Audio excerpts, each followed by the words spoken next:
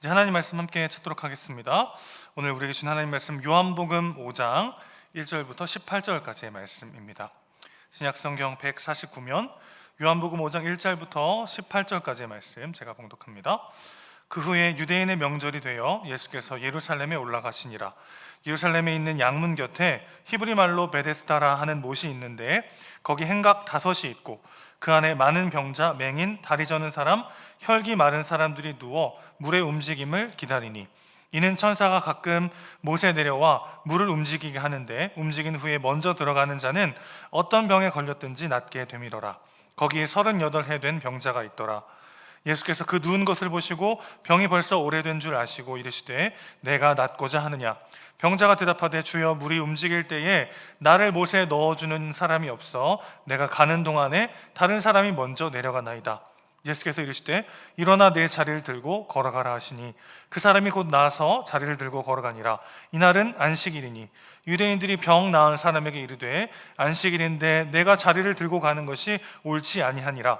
대답하되 나를 낫게 한 그가 자리를 들고 걸어가라 하더라 하니 그들이 묻되 너에게 자리를 들고 걸어가라 한 사람이 누구냐 하되 고침을 받은 사람은 그가 누구인지 알지 못하니 이는 거기 사람이 많음으로 예수께서 이미 피하셨음이라.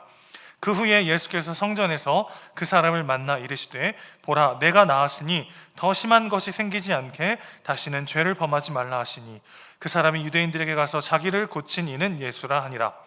그러므로 안식일에 이런 일을 행하신다 하여 유대인들이 예수를 박해하게 된지라.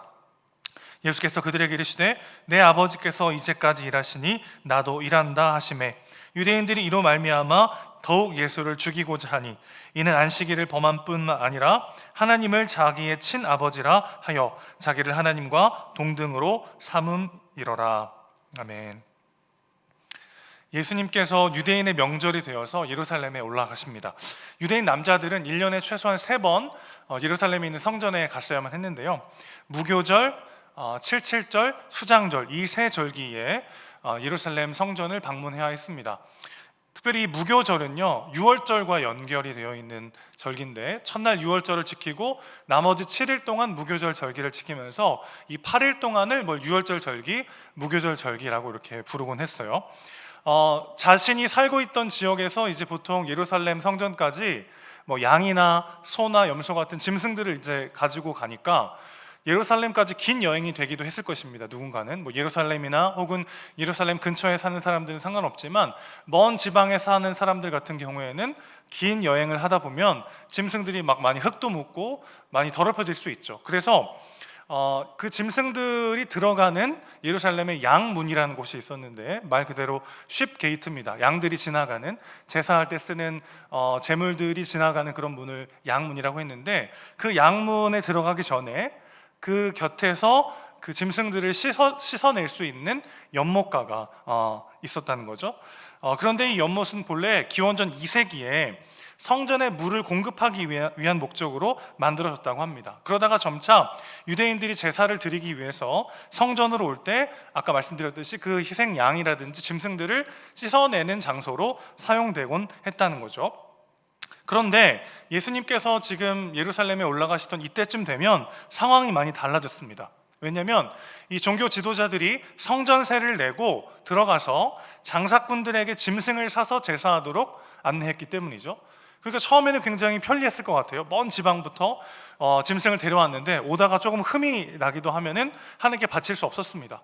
그런 너무나도 편리하게도 예루살렘에 와가지고 짐승을 살 수 있으니까 얼마나 편리했겠어요. 그런데 자꾸만 종교 지도자들이 거기다가 가격을 높게 책정하곤 했습니다. 그래서 울며 겨자 먹기 식으로 예루살렘에 와서 훨씬 더 비싼 가격에 짐승을 사서 제사하는 일이 벌어졌던 거죠. 자, 그러니까 희생 제물로 드릴 짐승을 씻기던 기능이 없어진 이곳에 대신 이곳에서 씻으면 치료에 효과가 있다라고 하는 믿음이 퍼지기 시작했습니다. 그래서 불치병에 걸린 환자들이 너도 나도 집합하는 장소가 된 것이죠. 그 물에, 그 연못에서 나는 이 물에 어떤 성분이 있긴 있었나 봐요. 몇 번의 치유 사례가 소문이 돌기 시작했을 것이고 소문이 꼬리에 꼬리를 물고 막 더 커져가지고 나중에는 신화적인 전설이 만들어졌는데 오늘 본문에 보면은 천사가 내려오고 가끔 물이 동할 때 가장 먼저 그 연못에 들어가는 사람은 어떤 병이든지 낫는다라고 하는 정말 신화 같은 소문이 퍼지기 시작했습니다. 그런데 여러분, 간절하면 지푸라기라도 잡게 돼 있잖아요. 그러니까 그곳에 각종 병자들이 그 소문을 듣고 신화와 같은 그 말도 안 되는 이야기를 듣고 모여들기 시작했습니다. 결국 이렇게 이 양문을 경계로 해서 예루살렘 성전 안에 그 예루살렘 성벽 안에 있는 예루살렘 성전과 또 양문 곁에 베데스다라고 하는 연못의 사람들이 각각 다른 방식의 소망을 가지고 모여들게 되는 거죠. 양문 이쪽 편 성전에서는요, 돈을 주고 산 희생 제물로 정결함과 죄사함을 획득하는 가진 자들의 구원이 거래되기 시작했고요. 양문 밖에서는요, 베데스다에서는 가난해서 병들었거나 병들어서 가난해진 자들이 신화와 같은 이야기에 소망을 두고 기다리고 있었습니다. 둘 다 너무나도 비참한 상황이죠. 그래서 예수님은요, 유월절이 다가올 때마다 각각의 장소에 임하셔서 그곳을 새롭게 개혁하십니다. 예수님이 공생애를 맞이하신 다음에 총 4번의 유월절을 겪게 되는데, 첫 번째 유월절에는요, 성전으로 들어가셔서 이방인의 뜰에서 그들을 몰아내고 장사하던 그 모든 사람들을 다 몰아내시죠. 그리고 그 후에 갈릴리로 올라가서 사역하시다가 약 1년 뒤에 다시 한번 맞이하신 두 번째 유월절에 이번에는 예루살렘에 다시 나타나셔서 유월절을 맞이하여 양문 밖에 있는 베데스다 연못에 가시게 됩니다. 이 베데스다라는 이름의 뜻은 베트라고 하는 집이라는 말과 많이 들어보셨을 텐데 헤세드라는 단어, 인자, 자비, 은혜, 사랑, 좋은 건 다 갖다 붙여도 돼요. 이 말의 합성어입니다. 그러니까 은혜의 집, 자비의 집, 사랑의 집, 인자의 집, 이렇게 해석할 수 있겠죠. 그러나 실상은 정반대의 장소가 되었습니다. 지푸라기라도 잡는 심정으로 기다리는 사람들을 한번 생각해 보세요. 천사가 내려온다는 게 얼마나 요원한 일입니까? 하염없이 기다리다 보면은 거기서 같은 지파 사람들 만났을 거고 같은 고향 사람들도 만났을 거예요. 그러다가 자기랑 똑같은 질병 때문에 고통당하는 사람도 만나면 너무 진짜 공감도 되고 마음을 나누고 친구가 되기도 했을 것입니다. 그러다가 갑자기 저쪽 연못가에서 풍덩 소리가 나면 어떻게 돼요? 지금까지는 친구였던 바로 그 사람이 이제는 이 사람보다 빨리 가야만 내가 나음받을 수 있는 경쟁자가 되고 마는 것이죠. 어제의 친구가 오늘의 적이 되는 비참한 현실이 있는 곳, 베데스다라고 하는 이름 자체가 훨씬 더 모순적으로 느껴지는 그곳이 바로 이곳이었다는 것입니다. 그런데 세상이 참 딱 이와 같죠. 세상은 정의를 말하고 사랑을 말하지만 너를 밟아야 내가 사는 비참한 순간이 펼쳐질 때가 참 많은 것이 우리가 사는 세상이기도 합니다. 그 세상의 축소판이 어찌 보면 이 베데스다 연못이기도 했던 것이죠. 그 비참하고 참혹한 베데스다의 현장 가운데 예수님이 찾아가십니다. 그리고 38년 동안 병으로 고생하던 한 사람을 예수님이 찾아가시죠. 그리고서 그 사람에게 최초로 던진 말씀이 이것이었어요. 내가 낫고자 하느냐. 당연한 거 아닌가요, 여러분? 38년 동안 고생했고 그걸 나으려고 지금 이 연못에 있는 거 아니에요? 근데 예수님은 지금 놀리는 것도 아니고 왜 이렇게 물으셨을까요? 7절 보시면 병자의 대답을 우리가 알 수 있는데 그 대답을 가만히 살펴보면 왜 이렇게 질문하셨는지 우리가 유추할 수 있게 됩니다. 병자가 이렇게 대답해야 돼요. 당연한 거 아닙니까? 저 지금 놀리십니까? 제가 왜 여기 있겠습니까? 지푸라기라도 잡는 심정으로 내가 여기 있는 거지. 그럼 당연히 낫고 싶지. 지금 저 놀리시는 건가요? 그렇게 버럭해도 할 말 없는 상황에서 이 사람이 뭐라고 대답해요? 엉뚱한 것에 화가 나 있어요. 물이 움직일 때 나를 못에 넣어주는 사람이 없어서 내가 가는 동안에 다른 사람이 먼저 들어갑니다. 그럼 고통이 길어지면, 절망이 깊어지면 헤어나올 소망조차 사라지게 됩니다. 그래서 내가 나를 짓누르고 있는 이 고통과 어려움과 환난에서 빠져나오고 이것을 뚫고 이겨낼 소망과 힘조차 사라진다는 것이죠.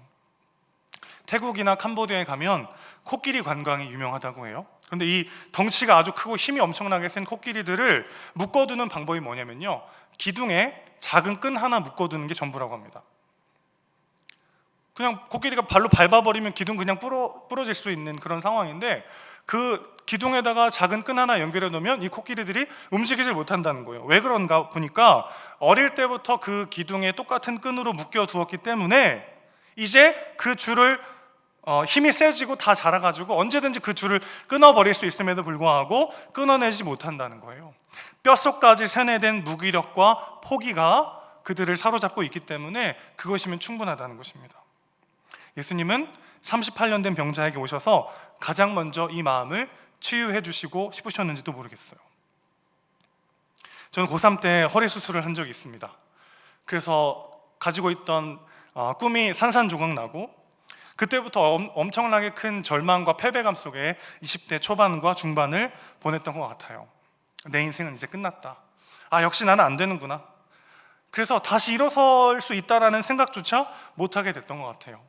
그래서 때로는요, 그 우울과 절망이 사라지면 내 인생이 이렇게 된 것은 온전히 내 탓이기 때문에 그게 사라져서는 안 될 것 같은 두려움에 시달리기도 했습니다. 가끔 허리가 안 아프고 컨디션 좋으면요, 오히려 불안한 거예요.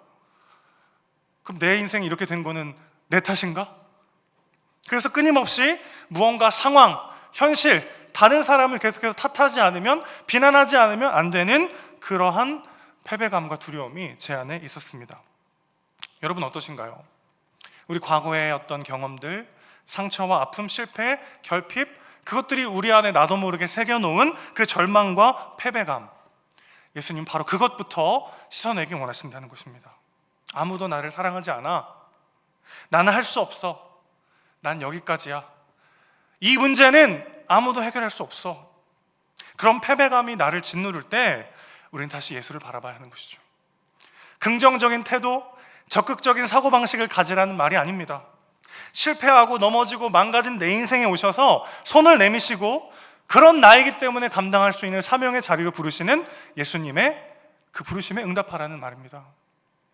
망가지기도 했고 깨지기도 했고 부족하기도 해요. 그러나 그게 끝이 아니고 그런 나이기 때문에 사랑하시고 사용하시는 그 예수님의 부르심 앞에 담대히 순종하며 나아가는 우리 모두가 되길 소원합니다. 예수님이 가장 먼저 오셔서 38년 된 병자에게 치유하기 원하셨던 것은 바로 그 패배감이었어요. 나는 안 돼요. 이제 소망이 없어요. 여기까지인가 봐요. 아무도 나를 도울 수 없어요. 아무도 나를 이 절망과 두려움의 늪에서 꺼낼 수 없어요 라고 하는 그의 절망, 그의 존재적 무기력함과 패배감을 예수님은 씻어주기 원하셨다는 것이죠. 그에게는 너무나도 심각한 문제였지만 예수님께는 참 쉬운 문제였습니다. 8절 보실까요? 예수님 뭐라 하세요? 일어나 내 자리를 들고 걸어가라. 여러분, 예수님이 사용하실 수 없을 정도로 심각하게 늦은 인생은 없습니다. 예수님께서 회복시키지 못할 만큼 너무나도 큰 문제는 존재하지 않습니다. 38년간의 병에 시달렸고 절망과 패배감과 두려움에 빠져있던 그 사람이 예수를 만날 순간 그 사람의 38년은 오히려 강력하게 예수를 증거하는 도구가 되는 것이죠. 하나님은 우리의 약함을 강함되게 하시는 분이십니다. 그분은 우리의 상처를 사명되게 하시는 분이시죠. 우리의 눈물을 찬양으로 바꾸시는 분이시고 우리의 실패를 간증으로 바꾸시는 분인 줄로 믿습니다. 그분이 우리에게 오셔서 우리에게 답이 되시고 우리의 구원이 되십니다. 우리의 모든 문제, 우리의 모든 결핍, 모든 상처, 모든 아픔, 모든 패배를 그분 앞에 내어놓을 때 그분은 그것을 위대하게 역전시켜서 전혀 다른 눈으로 바라보게 하시고 그런 나이기 때문에 감당할 수 있는 사명의 자리에서 누구보다 빛나게 우리를 사용하실 줄로 믿습니다. 과거의 실패, 상처, 결핍, 현실에 해결되지 않는 문제들, 아직도 내 어깨를 짓누르는 무거운 짐들, 이 밤에 예수님 앞에 다 쏟아놓는 우리 모두가 되길 소원합니다. 일어나 내 자리를 들고 걸어가라. 일어나 내 자리를 들고 걸어가라 말씀하시는 주님의 음성에, 주님의 그 말씀이 오늘 이 밤에 우리 가슴에도 울려 퍼지는 밤 되길 소원합니다. 이렇게 소망 없고 아무런 붙잡을 끈이 없었던 38년 된 병자에게 예수는 답이 되셨어요. 그러나 그 자리에는 예수가 답이 되지 않았던 사람들도 있었습니다. 내가 갈망하던 베데스다에서 소망을 잃었을 때 오히려 예수님을 만나서 진짜 베데스다를 경험하게 됐죠. 인자의 집, 자비의 집이라는 베데스다가 사실은 치열하고 잔인한 생존 경쟁이 펼쳐지던 곳이었는데 예수님은 그곳으로 가셔서 그곳을 진짜 베데스다로 만들어 주셨습니다. 그러니까 내가 붙잡고 있던 나만의 베데스다가 끊어질 때 진짜 내 삶이 베데스다가 된다는 거죠. 38년 동안 병으로 고생하던 사람은 풀리지 않을 것 같았던 그 인생의 문제 앞에 예수님이 오셔서 답이 되어주시는 것을 경험했습니다. 그러나 누군가에게는 전혀 예수님이 답이 되지 못했어요. 여러분 생각해 보시면 가는 곳곳마다 허다한 인파를 몰고 다니던 예수님께서 본문에서는 너무 한가하시죠. 결국 나중에는 사람들을 피해서 또 다른 곳으로 가셔야 할 만큼 가는 곳곳마다 어떻게 알고 사람들이 예수님을 찾아왔습니다. 예수님이 병도 낫게 하시고 귀신도 내쫓으시고 때로는 먹을 것도 주셨기 때문에 예수님이 가시는 곳곳마다 사람들이 예수님께 몰려왔어요. 그런데 지금 38년 된 병자와 이야기를 나누는 바로 이 순간 아무도 예수님을 찾지 않고 있죠. 왜 그렇습니까? 그들은 지금 베데스다에 집중하고 있기 때문에. 풍덩하기만 하면 내가 이 사람보다 더 빨리 달려가서 그것에 들어갈 때 내 문제가 해결될 것이다, 내가 구원받을 것이다, 내가 깨끗이 치유될 것이다 라고 하는 그 열망과 그 갈망이 그들 안에 가득했기 때문에 그들은 예수를 볼 수 없었다는 거죠. 우리 모두에게 그 나만의 베데스다가 있습니다. 너무나도 평안하게 감사하게 살아가다가도 덜컥 내 가슴을 주저앉게 만드는 나만의 베데스다가 다 있다는 거죠. 바로 그 부분을 씻어내고 내려놓을 때 주님께서 우리의 진짜 답이 되신다는 것입니다. 저의 베데스다는 이와 같았어요. 나는 진실한 사람이고 다른 사람에게 피해를 주지 않는 사람이라고 하는 일종의 자기의가 저만의 베데스다였습니다. 그래서요, 여기에 제 존재감을 두고 있었고, 그래서 누군가가 내 진심을 오해하거나 나를 안 좋게 보면 막 견딜 수가 없는 거예요. 10사람이 나를 칭찬해도 한 사람이 나를 비난하면 너무 괴로운 겁니다. 잠이 안 와요. 막 모두에게 좋은 사람, 존경과 인정을 받는 사람이 되어야 한다라는 나만의 베데스다가 가득할 때 예수님이 전혀 위로가 되지 않았어요. 당신은 사랑받기 위해 태어난 사람? 전혀 와닿지 않아요. 하나님이 나에게 얼마나 귀한 동역자들을 많이 주셨는지, 나를 하나님께서 얼마나 사랑하시고 나를 사랑해주는 사람들이 얼마나 많은지가 전혀 위로가 되지 않아요. 타인의 인정을 넘어서서 내가 설정해 놓은 기준들을 충족하지 못하면 너무나도 괴로운 완벽주의가 저를 괴롭히기 시작했습니다. 그러다가 제가 은혜동산교회 와서 처음 맞이한 특세 때였어요. 제가 1년이 채 안 되고, 제가 12월 31일에 보통 교육자들이 인사를 하고 그 다음에 2월에서 3월에 이제 저희가 보통 상반기 특세를 하잖아요. 그래서 우리 교회에서 사역한 지 3개월이 채 안 됐던 시기인데 첫 특세 때 저 자리였던 거 기억해요. 저 자리 이렇게 가운데 이쪽 분단의 한 가운데쯤 앉았어요. 제가 그때 말씀을 듣고 기도하는데 음성은 아닌데요, 거부할 수 없는 마음의 감동을 주셨어요. 하나님이 사랑하는 아들아, 내가 다 안다. 그 말씀을 딱 주시는데 뭔가 가슴에 그동안 깊이 막 꽉 막혀있던 무언가가 씻겨져 내려가는 것을 경험했습니다. 저는 아무도 나를 몰라준다고 생각했어요. 그래서 더 탁월해야 되고 더 완벽해야지만 내가 가치 있는 존재가 될 거라고 생각했습니다. 그런데 하나님께서 그날 오셔서 저에게 수고했다도 아니었고요, 잘하고 있다도 아니었어요. 너무나도 간단하게 사랑하는 아들아, 내가 다 안다. 그때 제가 붙잡고 있었던 나의 베데스다는 흔적 없이 사라지고 진짜 나의 삶은 하나님이 함께 하시는 인자의 집, 자비의 집, 사랑의 집이 되었습니다. 여러분에게 베데스다는 무엇인가요? 너무 행복하게, 감사하게, 은혜를 누리며 살다가도 덜컥 나를 주저앉게 만드는 바로 그 상황? 바로 거기에 내가 그리도 갈망하고 추구하는 나만의 베데스다가 있다는 것을 기억하셔야 합니다. 그리고 그것을 내려놓을 때에만 예수가 우리에게 답이 될 수 있다는 거죠. 아니, 오히려 주님께서 우리에게 오셔서 그 베데스다를 내려놓고 오히려 그곳에서 실패와 좌절과 소망의 끊어짐을 경험할 때 주님께서 우리에게 진정한 베데스다가 되어 주신다는 것이죠. 그렇기 때문에 여러분, 또 낙심하고 절망하고 주저앉고 심장이 덜컥 내려앉을 때마다 여러분 기대하셔야 합니다. 내 소망이 끊어지고 나만의 베데스다가 말라버릴 때 우리의 진정한 베데스다 되시는 인자와 자비와 사랑을 부어주시는 예수님을 만날 타임이기 때문에 그렇습니다. 또 하나의 부류는요, 예수님이 답이 되기는커녕 예수님을 적으로 생각했던 사람들입니다. 바로 종교 지도자들인데요.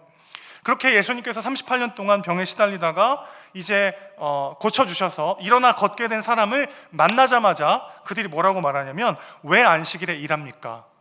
왜 안식일에 그 자리에 들고 갑니까? 라고 말합니다. 여러분, 이게 말이 되나요? 오가면서 많이 봤을 거예요.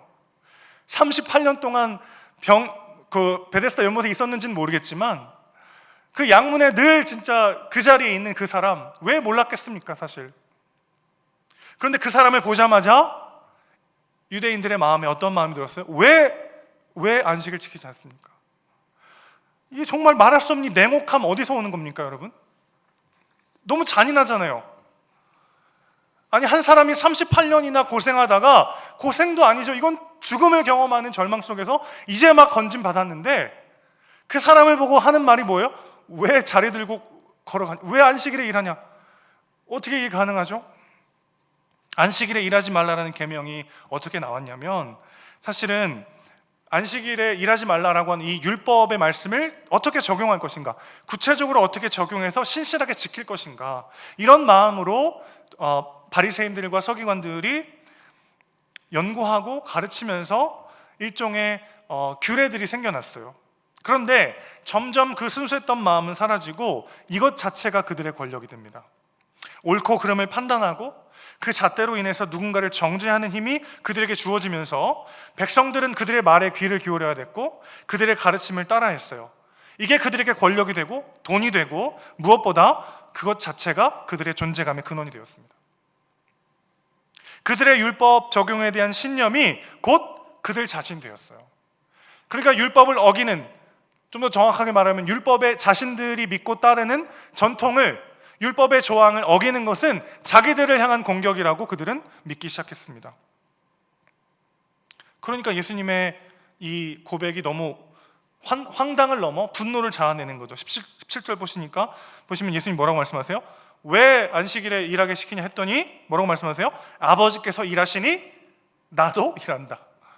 안식일을 범할 뿐 아니라 아버지 하나님과 자신을 동등으로 여기는 그 예수님을 보면서 이들이 막 분노하죠.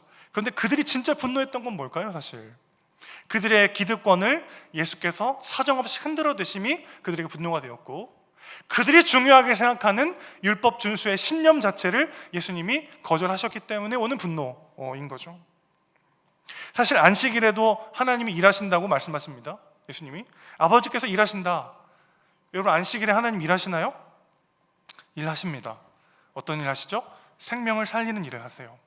만물이 하나님의 질서 안에서 존재할 수 있도록 세상을 다스리시고 주관하십니다. 여전히 안식일에도 하나님의 질서 안에서 우리는 진짜 자유와 평안을 누리는 거죠. 그렇기 때문에 안식일은 생명을 살리는 날입니다. 안식일은 그분을 예배하며 그분의 은혜와 사랑을 누리며 그것들을 옆으로 흘려보내는 방식으로 생명을 살리는 날인 것이죠. 그런데 그것을 유대인들은 왜곡하기 시작했어요. 안식일에 몇 킬로 이상 걸으면 안 되고, 안식일에 할 수 있는 일과 할 수 없는 일을 구분하면서 그것들을 명명하고 규정하여 가르쳐 지키게 하는 방식으로 거기서 자신들의 존재감을 찾기 시작했습니다. 예수님은 그 모든 것들을 뒤흔들고 계시죠. 이 종교 체제가 주는 기득권 자체를 뒤흔들고 계시고 그들의 신념과 자부심이 녹아있는 율법의 조항들을 뒤흔들기 시작하셨어요. 거기서 오는 분노가 결국 예수를 잡아 죽이려는 시도들로 이어진 것이죠.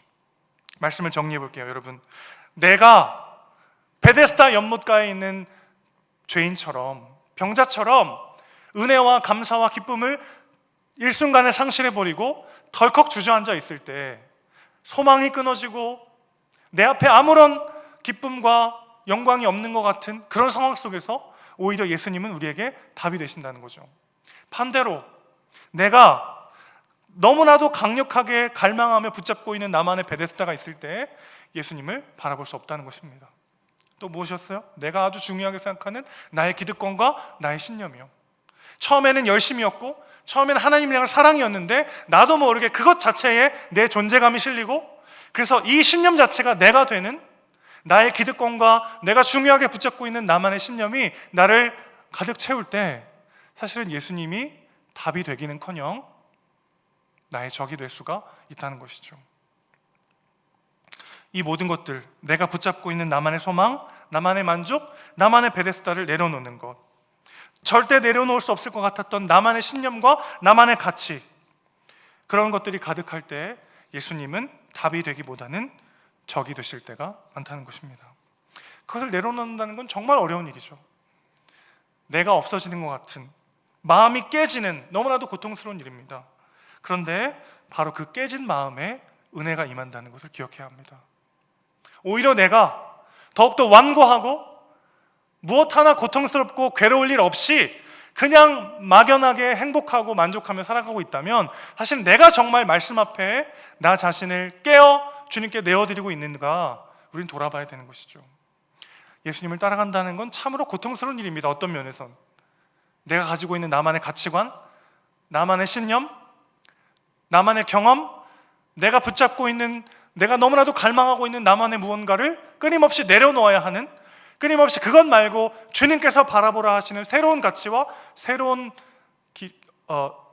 영광들을 추구해야 하는 부르심이기 때문에 그 예수를 따라간다는 건 사실은 마음이 깨지고 또 깨지는 일일 수 있는 것이죠. 그러나 그 깨진 마음에만 주님의 은혜가 임한다는 것입니다. 사랑하는 성도 여러분, 우리는 그 어느 때보다 너무나도 절망적이고 불확실하고 한치 앞을 내다볼 수 없는 그런 상황을 살아가고 있습니다. 이번 성탄은 어찌 보면 한 번도 경험해 보지 못한 성탄이 될 수 있을 것 같아요. 교회에서 보내지 못하는 성탄, 너무나도 쓸쓸하고 조용하고 뭔가 조촐해 보이는 그런 성탄을 보내게 될지도 모르겠습니다. 그러나 사실은 그 어느 성탄보다 예수님이 태어나신 그 밤과 닮아 있는 성탄을 우리는 보내게 될 것입니다. 예수님께서 태어나신 그날 밤도 이와 같았어요. 예수님 너무나도 외로웠고 만왕의 왕의 탄생을 알리는 그날 너무 조촐했습니다. 동방박사 몇 사람, 부모님과 짐승들이 만왕의 왕을 알리는 기념하는 전부였어요. 가장 외롭고 쓸쓸하고 조촐한 밤이 진짜 성탄의 밤이었습니다. 그래서 어떻게 보면 우리는요, 가장 외롭고 평범하고 조촐한 성탄의 밤을 보내겠지만 그 어느 때보다 예수님이 탄생하신 그날 밤과 비슷한 밤을 보내게 될 것입니다. 하나님은 우리 안에 오셔서 내가 추구하고 있는 베데스다, 내가 붙잡고 있는 기득권, 내가 절대적인 가치로 여기고 있는 나만의 신념을 사정없이 흔들어 대실 것입니다. 그게 우리를 너무나도 괴롭게 하죠. 그게 우리를 무너뜨려요. 그게 우리의 마음을 갈게 찢어놓고 마음을 깨트릴 때가 있습니다. 그러나 그 깨짐이 축복이고 그 깨짐 가운데 하나님의 은혜를 담을 수 있음을 기억하는 우리 모두가 되길 소원합니다. 가장 비참한 자리로, 낮은 자리로 오셨지만 가장 영광스러운 길을 내셨던 그분의 삶을 다시 한번 돌아보면서 주님, 내가 깨어짐이 은혜이고 주님 앞에 흘리는 눈물이 간증이 되며 나의 실패가 주님의 위대한 성공이요 승리가 되는 그 위대한 역사를 경험하는 우리 모두가 되시기를 주님의 이름으로 축원합니다. 아멘. 기도하겠습니다.